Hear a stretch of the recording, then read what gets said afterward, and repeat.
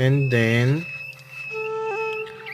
ito na yung future pa nating beetles.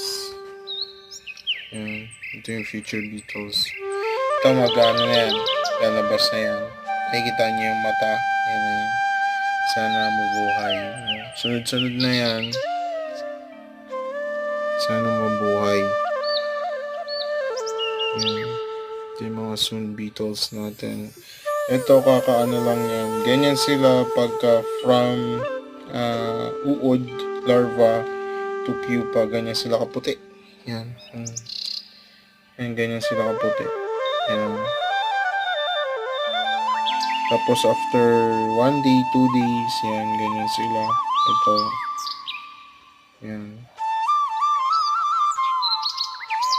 Ito yung malapit na sila mag beetles.